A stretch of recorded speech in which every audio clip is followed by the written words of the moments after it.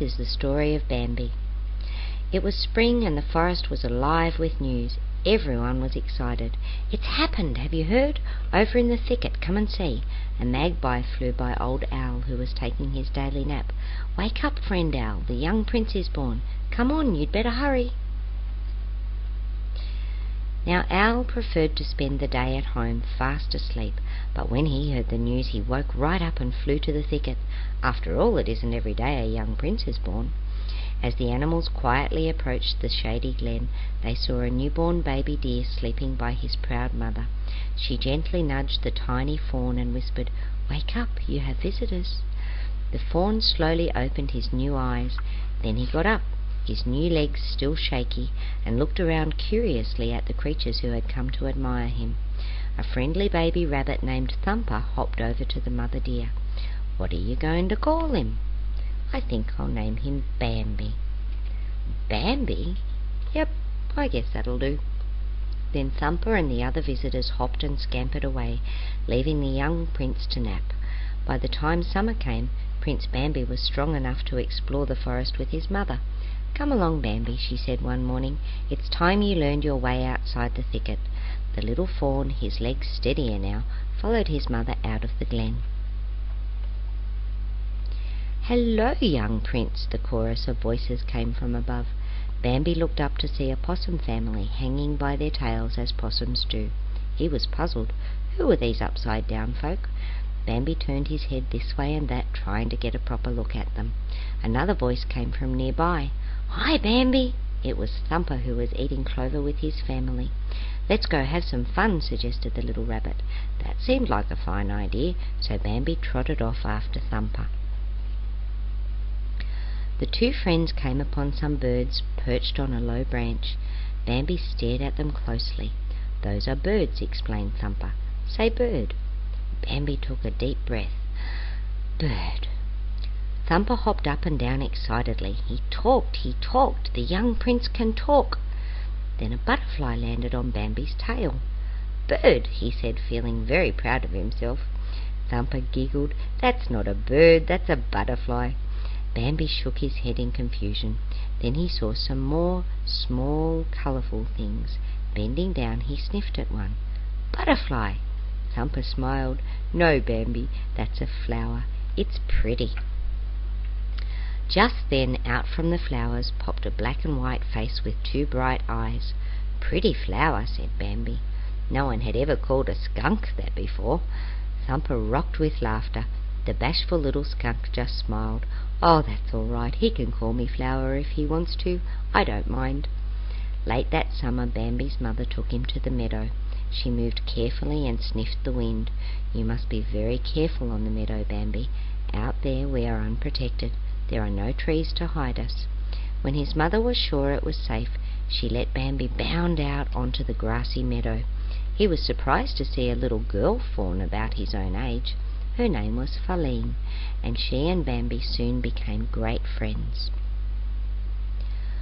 One day in early fall, as Bambi and his friends were playing on the meadow, a mighty deer rushed out from the trees. It was the forest king, and he signalled everyone to leave the meadow. In the distance, Bambi could hear the loud, frightening noise of guns. Immediately, Bambi and his mother raced for the safety of the thicket. Bambi was frightened. When it became quiet again, he lifted his head. "I don't understand, Mother. Why did we run?" Bambi's mother was still alertly watching the path from the meadow. Then she turned to her son. Man was in the forest. One cold morning, Bambi awoke to a startling sight. "Mother, what's all this white stuff?" "Why, it's snow. Winter has come to the forest." Bambi stepped out of the thicket carefully, and was surprised when his feet sank deep into the soft white snow. The fawn was delighted. The snow became a game. He pranced all about in the chilly air, leaving hoofprints in the snow. From a nearby pond, Thumper called to him. "Hiya, Bambi, come on over here. It's all right, see? The water's stiff." Bambi trotted confidently out onto the frozen pond, but as soon as his tiny hooves touched the ice, his hind legs slipped and down he crashed. Thumper laughed and laughed. You have to watch both ends at the same time. Bambi blinked his large eyes. got up carefully, and slid across the ice to Thumper. "Some fun, huh, Bambi?" They had a wonderful time. The winter months passed slowly.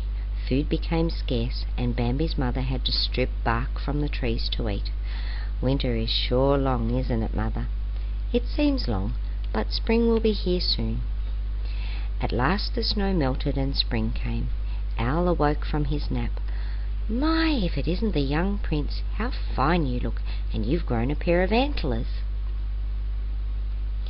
Owl wasn't the only one who admired Bambi's new antlers. His childhood friend Feline also thought they were fine. She had grown up too, and was now a graceful and lovely doe. She walked up to Bambi and touched noses. Owl had warned the young deer about this very thing. Bambi fell in love with Feline. "They're twitter-pated," muttered Owl as he watched Feline and Bambi walking in the moonlight. Months passed. Again came a time when man entered the forest, bringing with him guns and fire. Bambi sensed that something was wrong. He left Feline and went to the edge of a tall cliff. Looking down, he saw a campfire, and as he watched, a spark from that fire started some brush burning. The fire spread quickly. Bambi hurried to warn Feline and the other animals. They all raced out of the forest. Down from the trees ran the squirrels. From under the ground scurried the groundhogs. Away from their nests flew the birds. Bambi and Feline joined the other creatures on a bank across the wide river. They all watched sadly as the flames destroyed their forest homes. But spring came again to the forest, and green grass and flowers covered the scars left by the fire. Once again the air was alive with excitement. This time it was friend Owl who spread the great news. "Come quickly, everybody, to the thicket," and all the forest creatures rushed to see what had happened. There was Feline resting quietly with not one but 2 new fawns.